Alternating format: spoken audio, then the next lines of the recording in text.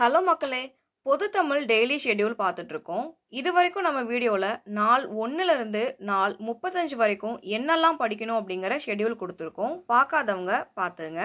பிளேலிஸ்ட்டில் பொது தமிழ் 60 டேஸுங்கிற டைட்டிலுக்கு கீழே தான் அந்த வீடியோஸ் எல்லாம் இருக்கும். ஸோ கண்டிப்பாக விசிட் பண்ணி பாருங்கள், உங்களுக்கு ரொம்பவே யூஸ்ஃபுல்லாக இருக்கும். வீடியோ பார்த்து நோட்ஸ் எடுத்து வச்சு டெய்லியும் நீங்கள் ஃபாலோ பண்ணிகிட்டே வந்தால் 60 நாளையில் சிலபஸில் கொடுத்துருக்க பொது தமிழ் டாபிக்ஸ் எல்லாமே நம்ம கம்ப்ளீட் பண்ணிடலாம். இன்றைக்கி இந்த வீடியோவில் நாள் 36லேருந்து 42 வரைக்கும் நம்ம என்னெல்லாம் படிக்க போகிறோம் அப்படிங்கிறதான் பார்க்க போகிறோம். வீடியோ பார்க்குறதுக்கு முன்னாடி நம்ம சேனலை சப்ஸ்கிரைப் பண்ணியிருக்க என்னோட சப்ஸ்கிரைபர்ஸ் எல்லாருக்குமே ரொம்ப ரொம்ப நன்றி. நான் உங்கள் Harsha. Welcome to Harsha TNPSC class. நாள் 36 ஏழாதி 10ஆம் வகுப்பு பழைய புத்தகத்தில் தலைப்பு கொடுத்துருப்பாங்க, ரெஃபர் பண்ணி படிச்சுக்கோங்க. அடுத்து நிறுத்தல் குறியீடு 8ஆம் வகுப்பில் 4வது இயல், இது புதிய புத்தகம். 10ஆம் வகுப்பு பழைய புத்தகத்தில் இயல் 8ல் கொடுத்துருக்க நிறுத்தல் குறியீடுகள் படிச்சுக்கோங்க. கான்செப்ட் தெளிவாக இருந்தால் கேள்விகள் எப்படி கேட்டாலும் ஆன்சர் பண்ணுறதுக்கு எளிமையாக இருக்கும். அடுத்து நாள் 37ல் கலைச்சொற்கள் படிக்க போகிறோம். 6லேருந்து 12ஆம் வகுப்பு வரைக்கும் எல்லா இயல்களையும் கலைச்சொற்கள் கொடுத்துருப்பாங்க. 6லேருந்து வரிசையாக படிச்சுட்டே வரும்போது நமக்கு பெரிய கிளாஸ் போக போக பெரிய பெரிய வார்த்தைகளாக இருக்கும். அது படிக்கிறது கொஞ்சம் எளிமையாக இருக்கும். திருப்பி திருப்பி படித்து பார்த்தா தான் ஈஸியாக நமக்கு மனப்பாடம் ஆகும்.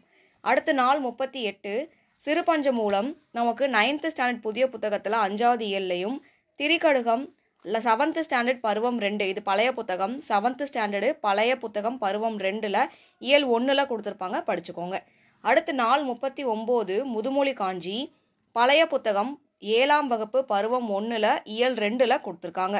பழமொழி 400 6th பருவம் 2, 6ஆம் வகுப்பு பருவம் 2ல் இயல் 1, இது புதிய புத்தகம். அதே மாதிரி 7ஆம் வகுப்பு பருவம் 3 இயல் 1, இதுவும் புதிய புத்தகம். நாள் 40க்கு கொடுக்கப்பட்ட பத்தியிலிருந்து சரியான விடையை தேர்ந்தெடுத்து எழுதுக. இது நமக்கு 6லேருந்து 10ஆம் வகுப்பு வரைக்கும் இருக்கிற உரைநடை பயிற்சியில் கொடுத்துருக்க பத்திகளை பார்த்துக்கோங்க. அடுத்து நாள் 41க்கு உவமை தொடர், மரபு தொடர், பழமொழிகள், பொருள் அறிதல், இது எல்லாம் எங்கெல்லாம் இருக்குன்னு கொடுத்துருக்கேன். 7th ஸ்டாண்டர்டில் இயல் 1, இது எல்லாமே புதிய பாட புத்தகம். 7th ஸ்டாண்டர்டில் இயல் 1, 8th ஸ்டாண்டர்டில் இயல் 3, அதே மாதிரி 9ஆம் வகுப்பு 10ஆம் வகுப்பு புதிய புத்தகங்களில் புக் பேக்காக நமக்கு பயிற்சி கேள்விகளாக கொடுத்துருப்பாங்க, அதை நீங்கள் பார்த்துக்கோங்க. அதுக்கடுத்து 10ஆம் வகுப்பு பழைய புத்தகத்தில் இயல் 4, 5ல் குறிப்பிட்டு கொடுத்துருக்காங்க. நாள் 42க்கு ஒழுக்கமுடைமை அதிகாரம் படிச்சுக்கோங்க. நமக்கு திருக்குறள் அப்படின்னு தனியாக பிடிஎஃபே கொடுத்துருக்கோம். அதில் புக் பேக் எல்லாமே கவர் பண்ணி கொடுத்துருக்கோம். பிடிஎஃப் டெலகிராமில் இருக்குது, விசிட் பண்ணி பாருங்கள். இதில் ஒழுக்கமுடைமை அப்படிங்கிற டாப்பிக்கை நீங்கள் படிக்கணும்.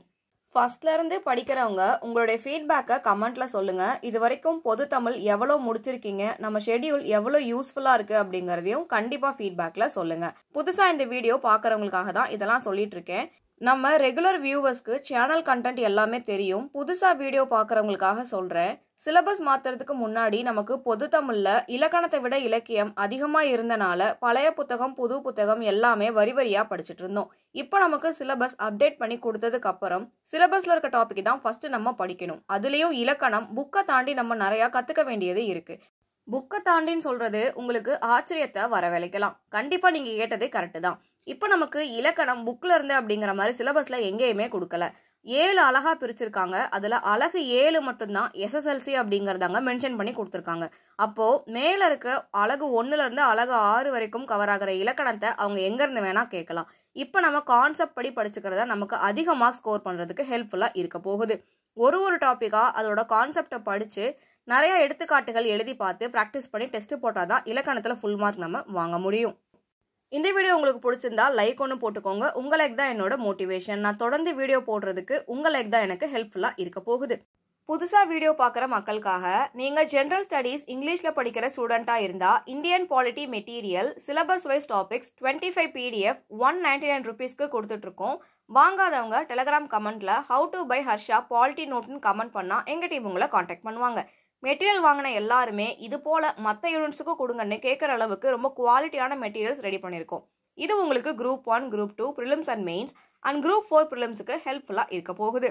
சாம்பிள் மெட்டீரியல் நம்ம டெலகிராம் சேனலில் இருக்குது, விசிட் பண்ணி பாருங்கள். இன்ஸ்டாகிராம், ஃபேஸ்புக், வாட்ஸ்அப், டெலகிராம் எல்லாத்தோட லிங்க்குமே டிஸ்கிரிப்ஷனில் கொடுத்துருக்கோம். கிளிக் பண்ணி ஜாயின் பண்ணிக்கோங்க. டிஎன்பிஎஸ்சி சம்மந்தமாக எந்த டிப்ஸ் தெரிஞ்சுக்கணும் அப்படின்னாலுமே பிளேலிஸ்ட்டில் மை ஸ்டடி டிப்ஸ் அப்படிங்கிற டைட்டில் கீழே பார்த்தீங்கன்னா இன்ட்ரெஸ்டிங்கான வீடியோஸ் நிறையா இருக்கும். கண்டிப்பாக விசிட் பண்ணி பாருங்கள், உங்களுக்கு எல்லாமே பிடிக்கும். இந்த வீடியோ ஃபுல்லாக பார்த்ததுக்கு தேங்க்யூ. ஒரு விஷயம் சொல்ல மறந்துட்டேன். 2025 எக்ஸாம்க்காக ஜிஎஸ் அண்ட் மேக்ஸ் எக்ஸ்க்ளூசிவா ஃப்ரீ டெஸ்ட் கொடுத்துட்டு இருக்கோம். டெஸ்ட் வந்து போயிட்டு இருக்கு. இப்போ வரைக்கும் 6 டெஸ்ட் கம்ப்ளீட் ஆயிருக்கும். நீங்க ஃபாஸ்டா படிச்சா கூட முடிக்காத டெஸ்ட் எல்லாம் முடிச்சிடலாம். என்ன ஷெட்யூல், என்ன ப்ரொசீஜர், டெய்லி என்ன படிக்கணும் அப்படிங்கறத டே டு டே அப்டேட் தெரிஞ்சுக்க டெலிகிராம் சேனலை விசிட் பண்ணுங்க.